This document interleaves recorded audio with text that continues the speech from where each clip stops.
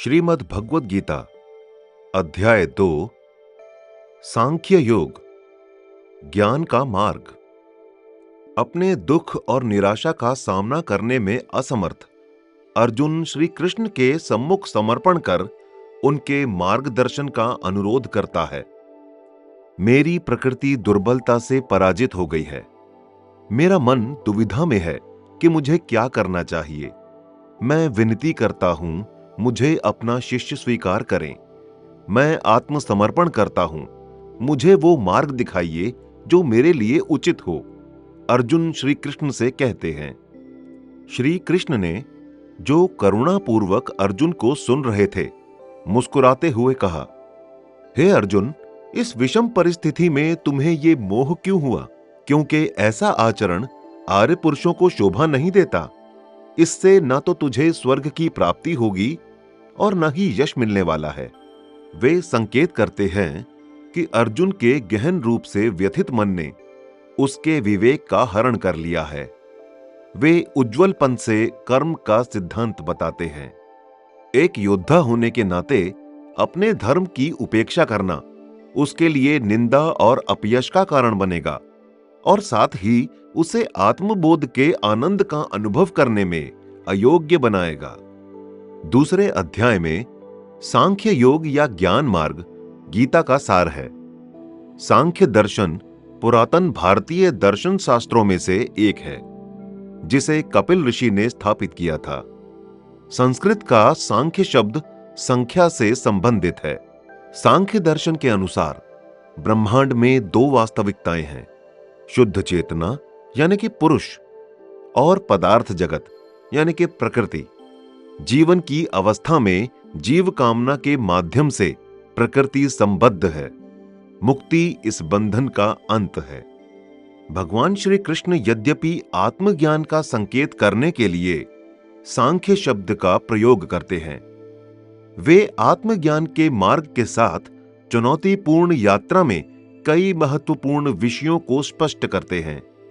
इसमें एक योद्धा के कर्तव्य सांख्य योग के माध्यम से आत्मज्ञान, निष्काम कर्म, शरीर की नश्वरता, आत्मा की शाश्वत और अमर प्रकृति और आत्मज्ञानी पुरुष के गुण सम्मिलित हैं। श्री कृष्ण अर्जुन को किसी भी कर्म को करते समय निष्काम कर्म का मार्ग अपनाने के लिए प्रोत्साहित करते हैं। इसका तात्पर्य है कि फल या परिणाम की आशा त्यागना। इसका यह भी अर्थ है कि कर्ता का भाव त्यागना और स्वयं को समर्पण करना कि हम किसी भी कार्य की संपन्नता के साधन मात्र हैं। यद्यपि श्री कृष्ण हमें सावधान करते हैं कि कर्म फल की चिंता त्यागने का अर्थ निष्क्रियता या अर्जुन के उदाहरण में युद्ध से विरत होना नहीं है। भगवद गीता इस प्रकार कर्म की अच्छाई की प्रशंसा करती है। संजय कहते हैं, कृपायुक्त अश्रुपुरित व्याकुल नेत्र वाले शोकग्रस्त उससे मधुसूदन ने कहा, हे अर्जुन, इस विषम परिस्थिति में तुम्हें ये मोह क्यों हुआ? क्योंकि ऐसा आचरण आर्य पुरुषों को शोभा नहीं देता। इससे न तो तुझे स्वर्ग की प्राप्ति होगी और न ही यश मिलने वाला है। हे पार्थ, तू नपुंसकता को प्राप्त न हो, तेरे लिए ये अनुचित है। हे परंतप, हृदय की इस तुच्छ दुर्बलता को त्याग दे और युद्ध के लिए खड़ा हो। अर्जुन ने कहा, हे अरिसूदन, मैं किस प्रकार भीष्म और द्रोण के विरुद्ध बाणों से युद्ध करूंगा? दोनों ही मेरे लिए पूज्य हैं। अपने महानुभाव गुरुजनों की हत्या न करके इस लोक में भिक्षा का अन्न खाना भी मेरे लिए कल्याणकारी होगा। इन अर्थकामी गुरुजनों का वध करके तो इस लोक में मैं रक्त रंजित भोगों को ही तो भोगूंगा। मुझे तो यह भी ज्ञात नहीं कि हमारे लिए क्या श्रेष्ठकर है।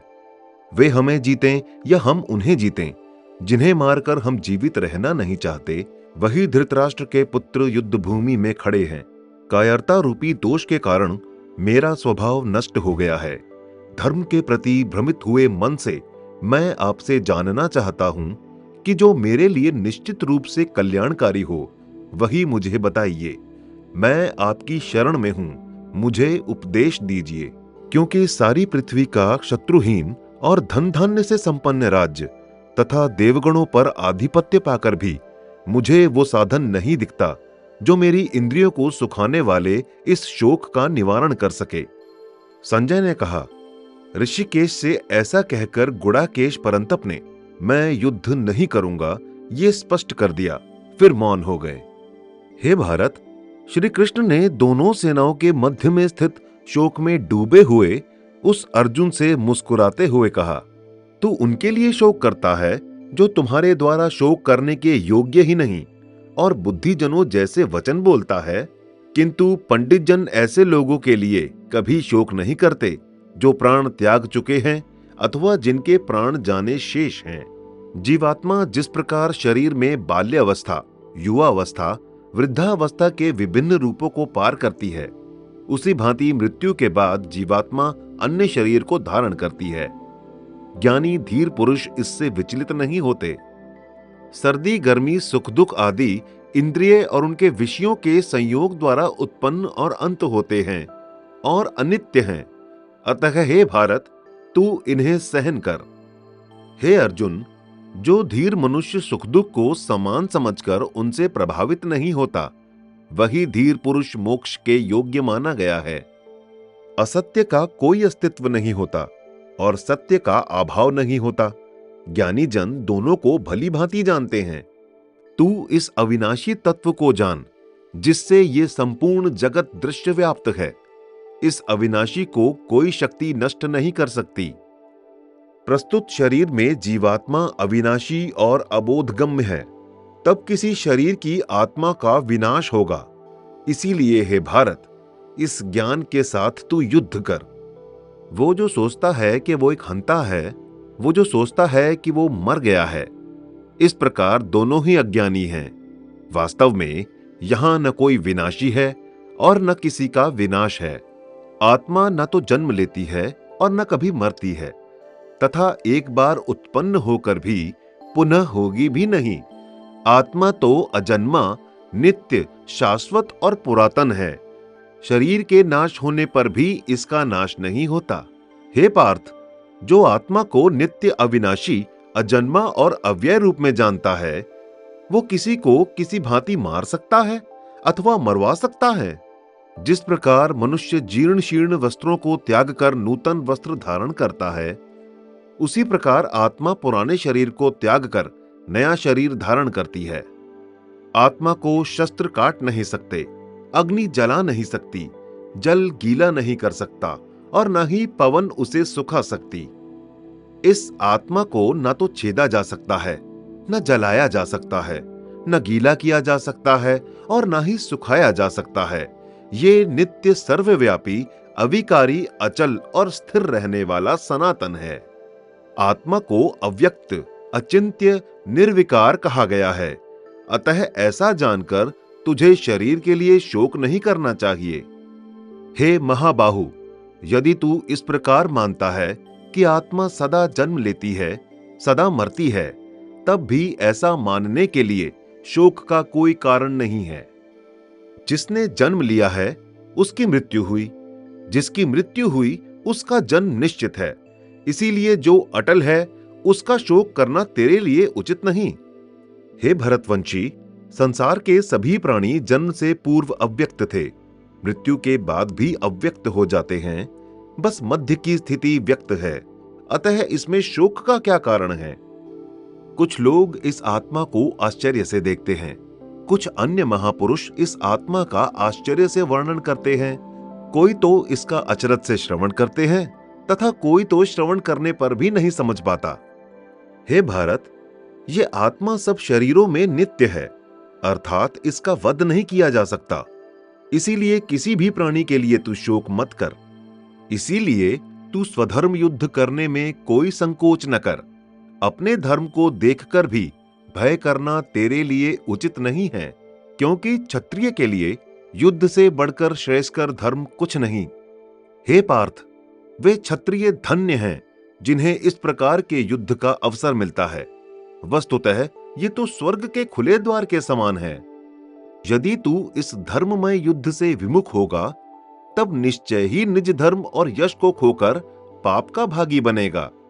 यदि तूने युद्ध का वर्ण नहीं किया, तो सभी लोग चिरकाल तक तेरे अपयश का वर्णन करेंगे। एक सम्मानित पुरुष के लिए अपकृति से बढ़कर मृत्यु भी नहीं। महारथी योद्धा तुझे भय से रण छोड़कर भागा समझेंगे। यही जो तुम्हारा बहुत सम्मान करते हैं, उन्हीं के सामने तुम अत्यंत तुच्छ हो जाओगे। तेरे शत्रुजन तेरे सामर्थ्य की निंदा करते हुए न कहने योग्य दुर्वचन कहेंगे। इससे अधिक दुख की बात क्या होगी? युद्ध में यदि तेरी मृत्यु हो गई, तब भी तुझे स्वर्ग की प्राप्ति होगी। यदि तुझे विजय प्राप्त हो गई, तो पृथ्वी का स्वर्ग भोगेगा। इसीलिए हे कौन्तेय, खड़ा हो और निश्चय पूर्वक युद्ध कर।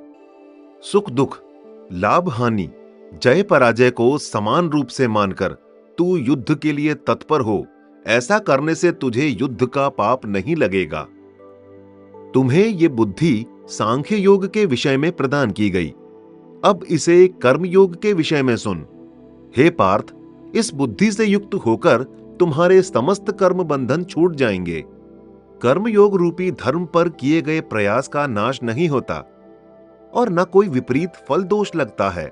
इस मार्ग पर किया गया अल्प प्रयास भी महाभय से रक्षा करता है। हे करुणानंदन, धर्म के पथ पर चलने वाले विवेकी पुरुष की एक लक्षित स्थिर बुद्धि होती है। अस्थिर बुद्धि वाले की बुद्धियां कई प्रकार की और अनंत होती हैं। अल्प ज्ञान वाले लोग वेदों की पुष्पित वाणी से प्रीति रखते हैं, जो स्वर्गारोहण के लिए अच्छा जन्म, सत्ता आदि विभिन्न कर्मफल प्रदान करने वाले कर्मकांड करने के लिए कहते हैं। इंद्रिय सुखों और भोग विलास युक्त ऐश्वर्यपूर्ण जीवन के अभिलाषी लोग कर्मकांड में ही संलग्न रहते हैं। उन पुष्प वाक्यों द्वारा अपहरित चित्त वाले ऐश्वर्य और भोगों में लिप्त व्यक्तियों की बुद्धि कभी भी समाधि चित्त नहीं होती। वेद में प्रमुख रूप से त्रिगुणों का ही वर्णन है। हे अर्जुन, तू इन तीनों गुणों से रहित हो, अर्थात ऊपर उठ जा। अप्राप्ति की प्राप्ति और प्राप्त वस्तु की रक्षा और दुख सुख, अच्छा बुरा, तेरा मेरा आदि विपरीत भावों से रहित होकर निरंतर नित्य परमात्मा में स्थिर हो जा। जिस प्रकार सब ओर से परिपूर्ण बड़े से जलाशय के प्राप्त होने पर छोटे से जलाशय का जितना प्रयोजन रह जाता है, ब्रह्म को सम्यक प्रकार से जानने वाले ब्रह्मज्ञानी को भी संपूर्ण वेदों की मात्र उतनी ही आवश्यकता रहती है, अर्थात कुछ नहीं। तेरा अधिकार केवल कर्म करने में है, कर्म के फल में कभी नहीं। इसीलिए तू कर्म फल का हेतु मत बन और कर्तव्य न करने में भी तेरी आस्तिक न हो। योग में स्थित होकर सिद्धि असिद्धि में संबुद्धि रखकर आस्तिक को त्याग कर स्वकर्म का आचरण कर। मन का ऐसा संभाव योग कहलाता है। सकाम कर्म समत्व बुद्धि से निम्न स्तर का कहा जाता है, अर्थात अतः हे धनंजय, तू बुद्धि योग की शरण में हो जा, जिसमें कर्म फल की वासना है, वे अत्यंत दीन हैं। समबुद्धि युक्त मनुष्य इस जीवन में पाप पुण्य दोनों से मुक्त हो जाता है। इसीलिए तू समत्व बुद्धि योग में तत्पर हो। कर्मों में कुशलता ही योग है। समबुद्धि युक्त ज्ञानी लोग कर्म से उत्पन्न फलाफल को त्याग करके जन्म तथा मृत्यु रूपी बंधन से मुक्त होकर अवश्य ही परमानंद अर्थात मोक्ष को प्राप्त होते हैं। जब तेरी बुद्धि मोह के आवरण को पार कर जाएगी, उसी समय तू श्रुत अथवा भोगों से वैराग को प्राप्त हो जाएगा। जब वेदों की श्रृंगारमय भाषा को सुनकर विचलित हुई तुम्हारी बुद्धि विपेक्ष रहित होकर परमात्मा स्वरूप में स्थिर हो जाएगी, तब तुम संबुद्धि की योगावस्था को प्राप्त करोगे। अर्जुन ने कहा, हे केशव, समाधि में स्थित बुद्धि पुरुष के क्या अभिलक्षण होते हैं? स्थित प्रज्ञ पुरुष किस प्रकार बोलता है, कैसे बैठता है और कैसे चलता है?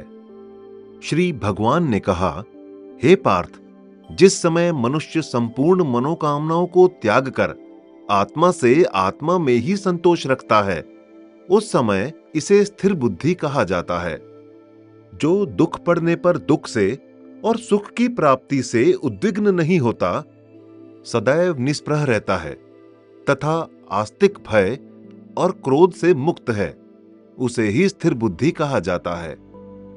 जो पुरुष सर्वत्र किसी से लगाव नहीं रखता, शुभ या अशुभ की प्राप्ति से न हर्षित होता है न द्वेष रखता है, वही स्थित प्रज्ञ कहलाता है।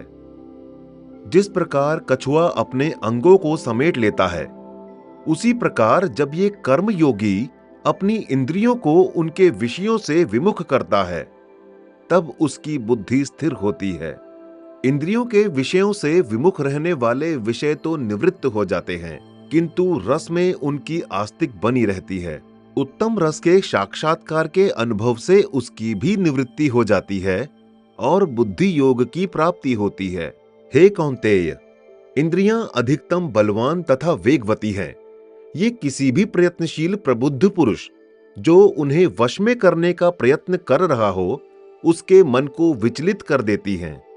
इसलिए योगी सभी इंद्रियों को वश में करके समाहित चित्त होकर मेरे परायण हो जाएं। जो इस भांति करता है, उसी की बुद्धि स्थिर हो जाती है।